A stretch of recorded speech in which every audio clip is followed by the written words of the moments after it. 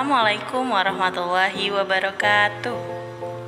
Selamat pagi semuanya. Apa kabarnya hari ini? Semoga kita semua selalu dalam keadaan sehat walafiat. Bertemu lagi dengan Miss Salma di video pembelajaran tematik 5B Udara Bersih bagi Kesehatan, subtema 2, pembelajaran 1 dan 2. Manusia bernapas untuk memasukkan udara ke dalam tubuh. Udara mengandung oksigen. Oksigen dibutuhkan untuk mendapat energi. Energi menggerakkan semua proses kehidupan yang sangat penting pada tubuh kita. Jika tidak ada energi, maka kita tidak dapat melakukan kegiatan sehari-hari.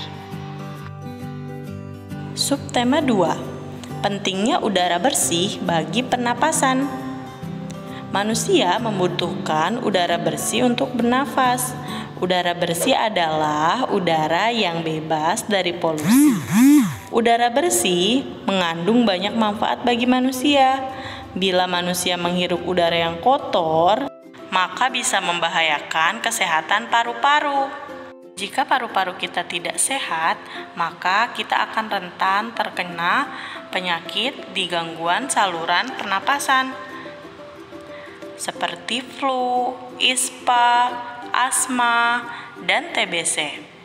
Nah, berikut adalah penyakit yang menyerang organ pernapasan manusia. Yang pertama ada flu, yang disebabkan oleh virus influenza yang menginfeksi hidung, tenggorokan, dan paru-paru. Yang kedua, ispa. Ispa disebabkan oleh polusi udara yang membuat daya tahan tubuh berangsur-angsur menurun. Yang ketiga, asma. Tentunya kita sudah sering mendengar nama penyakit ini ya. Nah, asma adalah peradangan kronis pada saluran pernapasan yang menyebabkan kita susah bernapas atau sesak bernapas. Yang keempat, TBC atau tuberkulosis disebabkan oleh bakteri atau kuman yang menyerang paru-paru. Gejala ini ditandai dengan batuk yang terus-menerus hingga sulit untuk bernafas.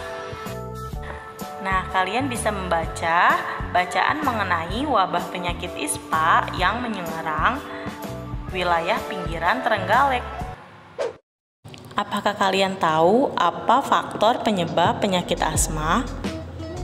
Faktor penyebab asma yang paling utama ada 3. Yang pertama, faktor genetik.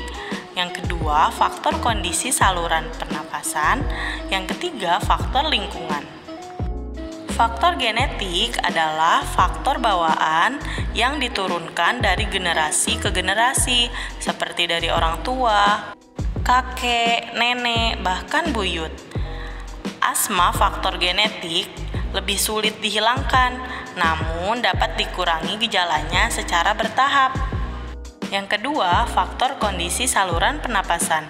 Asma sering terjadi ketika seseorang mengalami iritasi pada saluran pernapasan sehingga menyempit dan menyebabkan kesulitan bernafas. Hal ini menyebabkan mereka lebih mudah terserang asma. Yang ketiga, faktor lingkungan. Lingkungan sekitar memiliki banyak jenis polusi yang dapat membuat saluran pernafasan teriritasi dan mengalami penyempitan hingga akhirnya mengalami sesak pernafasan. Indonesia di urutan ke-19 di dunia perihal kematian akibat penyakit asma. Pada tahun 2013, pasien asma mencapai 4,5% dari total jumlah penduduk. Dan pada tahun 2014, angka kematian akibat asma mencapai 24.773 orang atau sama dengan 1,77% dari total jumlah kematian penduduk di Indonesia. Maka dengan begitu, kita harus senantiasa menjaga lingkungan agar kita tetap terjaga sehingga kita dapat menghirup udara segar serta menjaga pola hidup sehat agar terhindar dari penyakit gangguan saluran pernapasan. Perhatikan bijak menyimak pada halaman 65.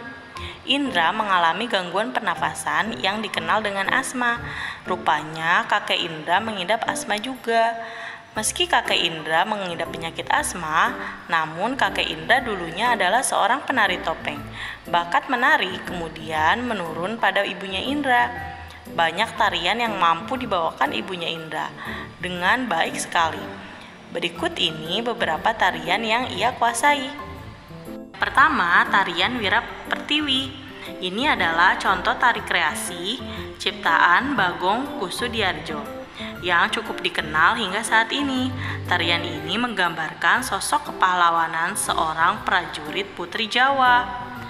Properti yang digunakan adalah busur dan panah. Yang kedua, tari Bondan. Tarian ini berasal dari Jawa Tengah di Surakarta. Tarian ini menggambarkan kasih sayang ibu pada anaknya. Boneka mainan, payung, dan kendi adalah properti yang digunakan pada tarian Bondan. Yang ketiga, tari lilin. Tarian ini berasal dari Sumatera Barat. Beberapa penari mengenakan berbagai properti unik. Ini adalah ciri khas dari tari lilin. Namun properti utama yang digunakan adalah piring, tak-takan, dan lilin. Yang terakhir, tari pendet. Tarian ini berasal dari Bali. Bali memiliki daya tarik bukan hanya dari wisata alamnya, melainkan juga dari ragam budayanya yang unik dan eksotis. Ciri khas pada tarian ini adalah gerakan bola mata yang melirik ke kiri dan ke kanan yang disebut dengan nyeledet. Properti yang menjadi kekhasan tarian ini adalah wadah yang berisi bunga. Berdasarkan jenisnya, tarian dapat dibedakan menjadi 3. Yang pertama, tarian klasik. Yang kedua, tarian kreasi baru. Yang ketiga, tarian tradisional.